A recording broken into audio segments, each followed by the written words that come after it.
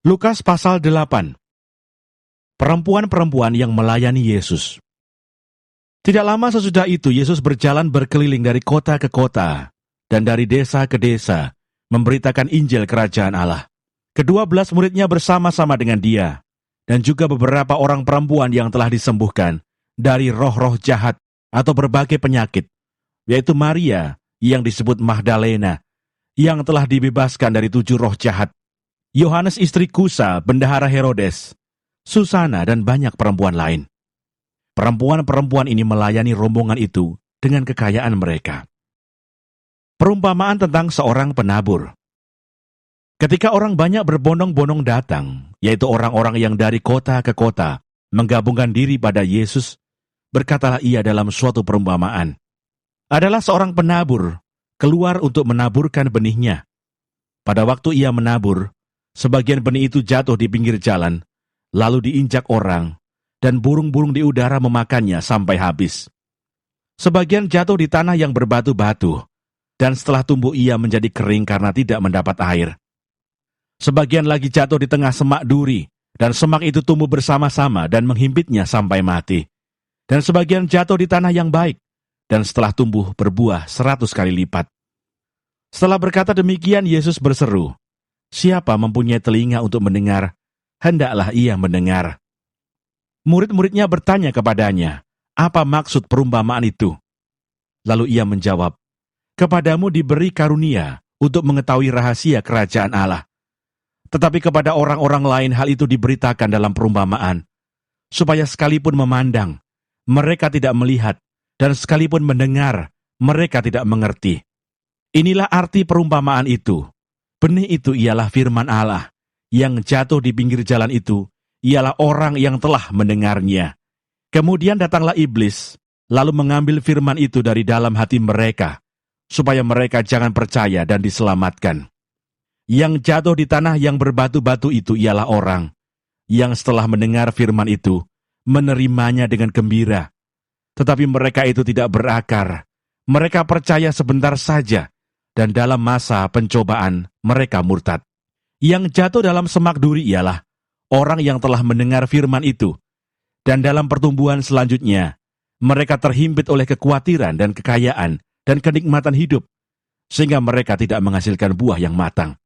Yang jatuh di tanah yang baik itu ialah orang yang setelah mendengar firman itu, menyimpannya dalam hati yang baik, dan mengeluarkan buah dalam ketekunan.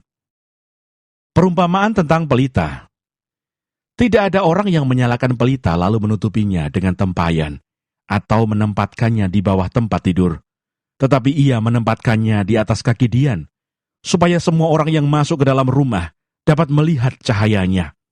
Sebab tidak ada sesuatu yang tersembunyi yang tidak akan dinyatakan, dan tidak ada sesuatu yang rahasia yang tidak akan diketahui dan diumumkan. Karena itu perhatikanlah cara kamu mendengar. Karena siapa yang mempunyai, kepadanya akan diberi, tetapi siapa yang tidak mempunyai, daripadanya akan diambil juga apa yang ia anggap ada padanya. Yesus dan sanak saudaranya. Ibu dan saudara-saudara Yesus datang kepadanya, tetapi mereka tidak dapat mencapai dia karena orang banyak.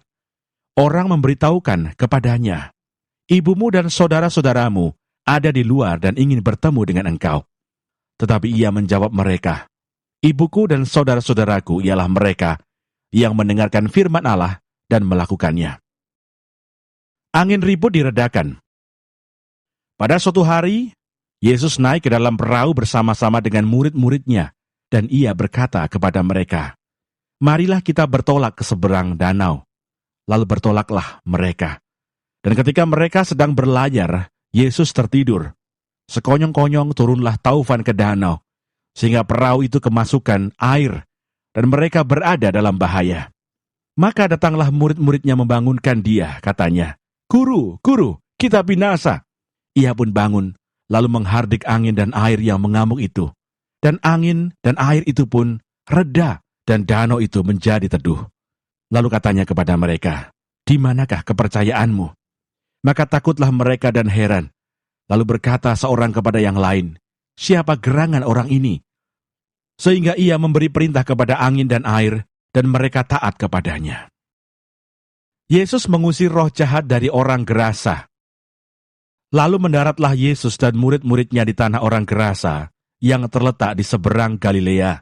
Setelah Yesus naik ke darat, datanglah seorang laki-laki dari kota itu menemui dia. Orang itu dirasuki oleh setan-setan, dan sudah lama ia tidak berpakaian, dan tidak tinggal dalam rumah, tetapi dalam pekuburan. Ketika ia melihat Yesus, ia berteriak, lalu tersungkur di hadapannya, dan berkata dengan suara keras, "Apa urusanmu dengan aku, hai Yesus, Anak Allah yang Maha Tinggi? Aku memohon kepadamu, supaya engkau jangan menyiksa aku." Ia berkata demikian sebab Yesus memerintahkan roh jahat itu keluar dari orang itu. Karena sering roh itu menyeret-nyeret dia, maka untuk menjaganya, ia dirantai dan dibelenggu. Tetapi ia memutuskan segala pengikat itu, dan ia dihalau oleh setan itu ke tempat-tempat yang sunyi. Dan Yesus bertanya kepadanya, "Siapakah namamu?" Jawabnya, "Legion," karena ia kerasukan banyak setan. Lalu setan-setan itu memohon kepada Yesus, supaya ia jangan memerintahkan mereka masuk ke dalam jurang maut. Adalah di sana, sejumlah besar babi sedang mencari makan di lereng gunung. Lalu setan-setan itu meminta kepada Yesus, supaya ia memperkenankan mereka memasuki babi-babi itu. Yesus mengabulkan permintaan mereka. Lalu keluarlah setan-setan itu dari orang itu dan memasuki babi-babi itu. Kawanan babi itu terjun dari tepi jurang ke dalam danau, lalu mati lemas. Setelah penjaga-penjaga babi itu melihat apa yang telah terjadi, mereka lari, lalu menceritakan hal itu di kota dan di kampung-kampung sekitarnya. Dan keluarlah orang-orang untuk melihat apa yang telah terjadi. Mereka datang kepada Yesus, dan mereka menjumpai orang yang telah ditinggalkan setan-setan itu duduk di kaki Yesus. Ia telah berpakaian dan sudah waras, maka takutlah mereka. Orang-orang yang telah melihat sendiri hal itu memberitahukan kepada mereka bagaimana orang yang dirasuk setan itu telah diselamatkan. Lalu seluruh penduduk daerah Gerasa meminta kepada Yesus supaya ia meninggalkan mereka, sebab mereka sangat ketakutan. Maka naiklah ia ke dalam perahu, lalu berlayar kembali. Dan orang yang telah ditinggalkan setan-setan itu meminta supaya ia diperkenankan menyertainya. Tetapi Yesus menyuruh dia pergi, katanya, "Pulanglah ke rumahmu, dan ceritakanlah segala sesuatu yang telah diperbuat Allah atasmu." Orang itu pun pergi mengelilingi seluruh kota, dan memberitahukan segala apa yang telah diperbuat Yesus atas dirinya. Yesus membangkitkan anak Yairus, dan menyembuhkan seorang perempuan yang sakit pendarahan. Ketika Yesus kembali, orang banyak menyambut dia, sebab mereka semua menanti-nantikan dia. Maka datanglah seorang yang bernama Yairus. Ia adalah kepala rumah ibadat. Sambil tersungkur di depan kaki Yesus, ia memohon kepadanya, supaya Yesus datang ke rumahnya. Karena anaknya perempuan yang satu-satunya, yang berumur kira-kira 12 tahun, hampir mati. Dalam perjalanan ke situ, Yesus didesak-desak orang banyak. Adalah seorang perempuan yang sudah 12 tahun menderita pendarahan dan yang tidak berhasil disembuhkan oleh siapapun. Ia maju mendekati Yesus dari belakang dan menjamah jumbai jubahnya. Dan seketika itu juga berhentilah pendarahannya. Lalu kata Yesus, "Siapa yang menjamah aku?" Dan karena tidak ada yang mengakuinya, berkatalah Petrus, "Guru, orang banyak mengerumuni dan mendesak engkau." Tetapi Yesus berkata, "Ada seorang yang menjamah aku, sebab aku merasa ada kuasa keluar dari diriku." Ketika perempuan itu melihat bahwa perbuatannya itu ketahuan, ia datang dengan gemetar, tersungkur di depannya, dan menceritakan kepada orang banyak apa sebabnya ia menjamah dia, dan bahwa ia seketika itu juga menjadi sembuh. Maka katanya kepada perempuan itu, "Hai anakku, imanmu telah menyelamatkan engkau. Pergilah dengan selamat." Ketika Yesus masih berbicara, datanglah seorang dari keluarga kepala rumah ibadat itu dan berkata, "Anakmu sudah mati, jangan lagi engkau menyusah-nyusahkan guru."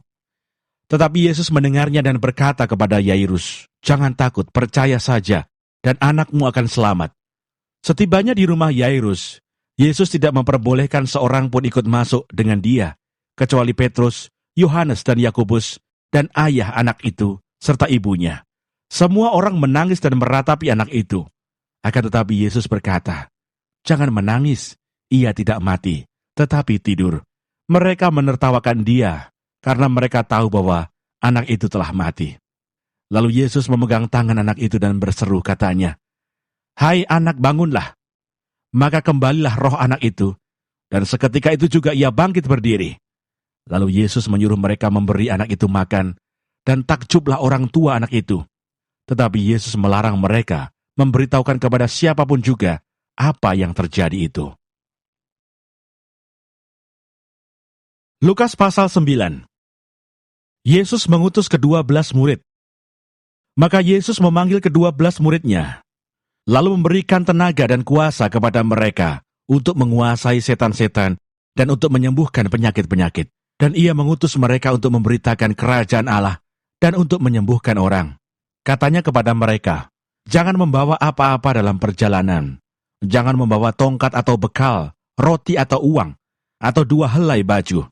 Dan apabila kamu sudah diterima dalam suatu rumah, tinggallah di situ sampai kamu berangkat dari situ. Dan kalau ada orang yang tidak mau menerima kamu, keluarlah dari kota mereka dan kebaskanlah debunya dari kakimu sebagai peringatan terhadap mereka. Lalu pergilah mereka, dan mereka mengelilingi segala desa sambil memberitakan Injil dan menyembuhkan orang sakit di segala tempat."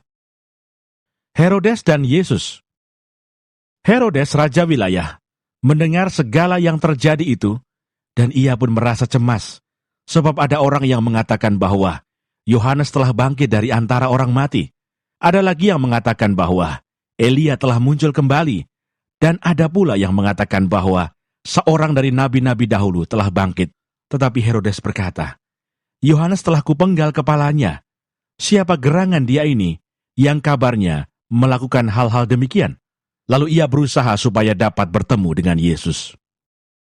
Yesus memberi makan 5.000 orang. Sekembalinya rasul-rasul itu menceritakan kepada Yesus apa yang telah mereka kerjakan. Lalu Yesus membawa mereka dan menyingkir ke sebuah kota yang bernama Betsaida, sehingga hanya mereka saja bersama dia. Akan tetapi orang banyak mengetahuinya, lalu mengikuti dia.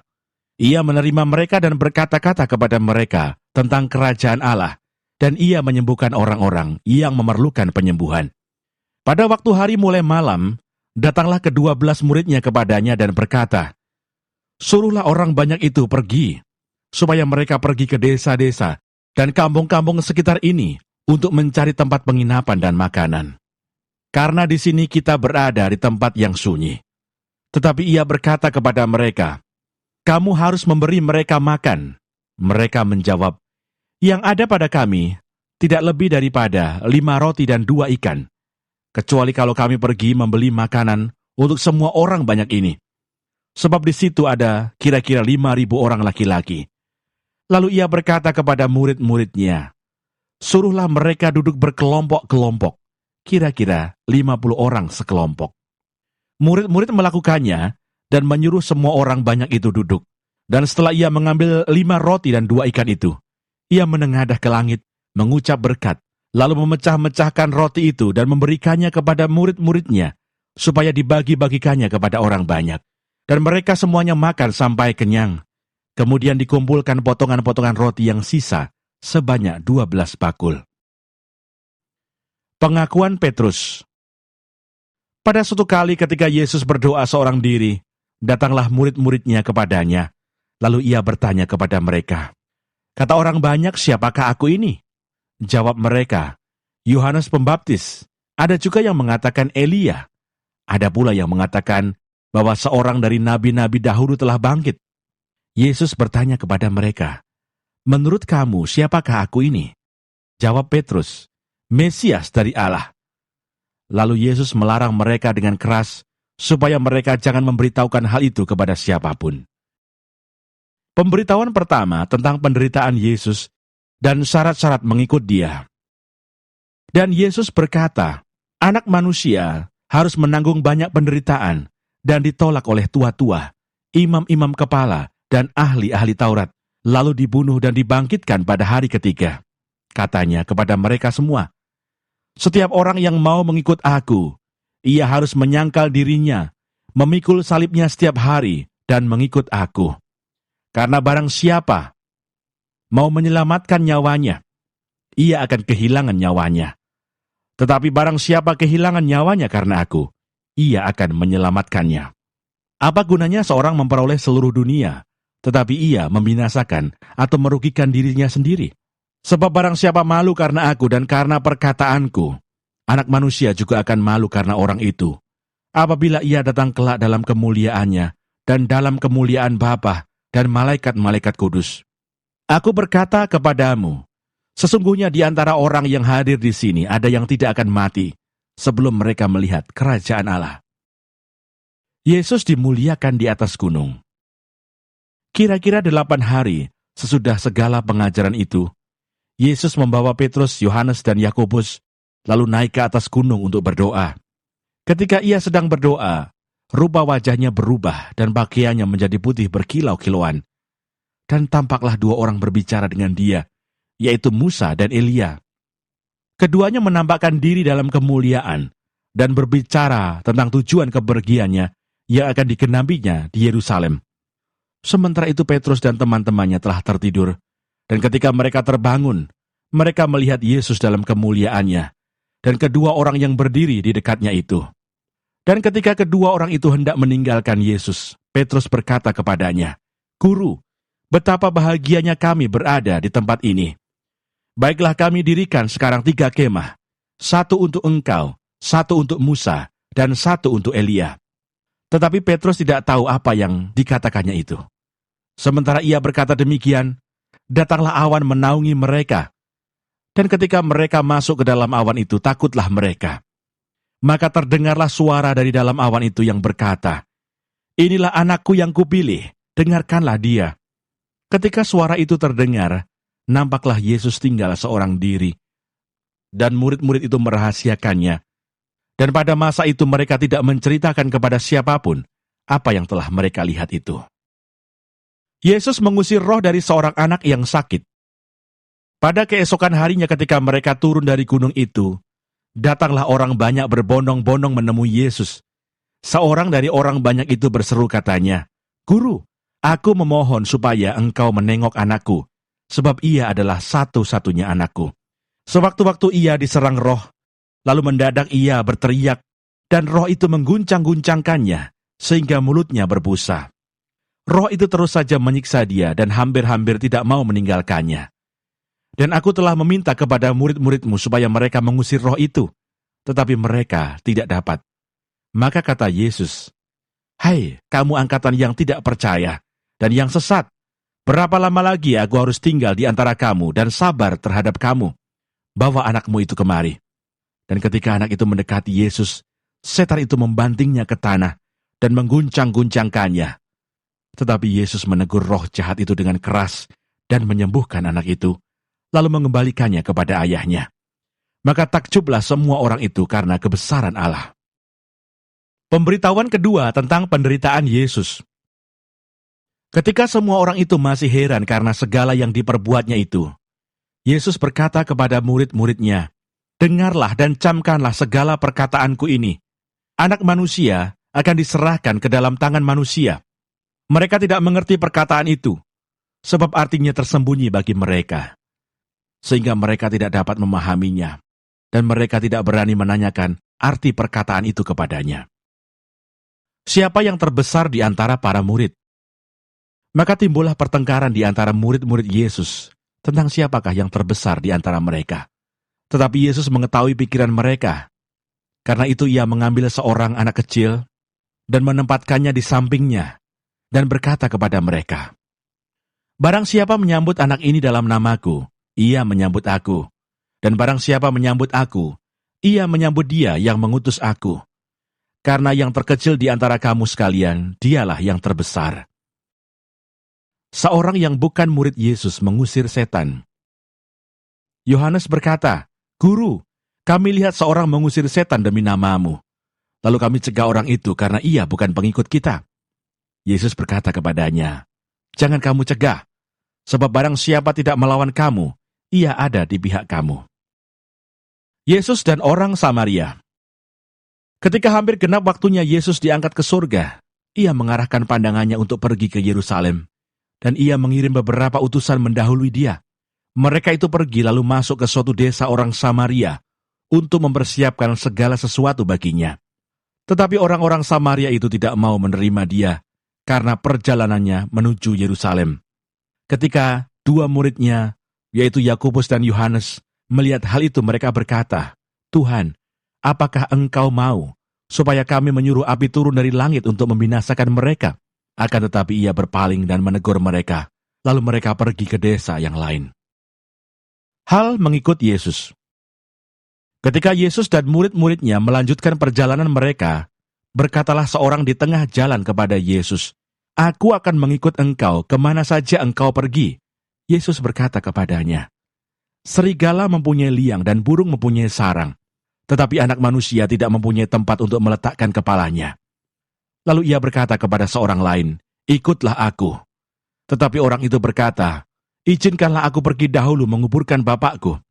Tetapi Yesus berkata kepadanya, "Biarlah orang mati menguburkan orang mati, tetapi engkau pergilah dan beritakanlah kerajaan Allah di mana-mana." Dan seorang lain lagi berkata, "Aku akan mengikut engkau Tuhan, tetapi izinkanlah aku pamitan dahulu dengan keluargaku." Tetapi Yesus berkata, "Setiap orang yang siap untuk membajak, tetapi menoleh ke belakang, tidak layak untuk kerajaan Allah."